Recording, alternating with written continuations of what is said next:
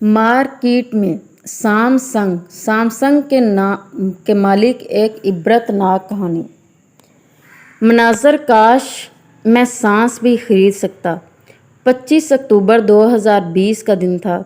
Doctor ने मरीज़ का बाजू सीधा किया और मायूसी से सर हिला दिया। बेटे ने आहिस्ता आवाज़ में पूछा, क्या कोई चांस नहीं? डॉक्टर ने जवाब दिया, सर अब नहीं, हमें वेंटिलेटर बंद करना होगा। बेटे ने सर नीचे किया और आहिस्ता आहिस्ता चलता हुआ कमरे से बाहर निकल गया। मरीज़ मई 2014 से कोमे में था। मरीज़ की कहानी 1940 में शुरू हुई थी। इसके वालिद ने जनूबी कोरिया के शहर टाइगो में छोटी सी कंपनी बनाई। कोरियाई ज़बान में 3 सितारों को सैमसंग कहते हैं।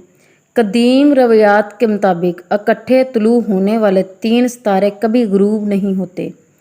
वालिद ली बोंग चल ने खुश शगुनी के लिए कंपनी का नाम सैमसंग रख दिया। ये लोग शुरू में फ्रूट और फ्रोज़न फ़िश एक्सपोर्ट करते थे। दूसरी जंग अज़ीम के बाद तमीर नौ शुरू हुई तो सैमसंग खुराक से कंस्ट्रक्शन इंडस्ट्री में बदल गई। Please like and subscribe this channel.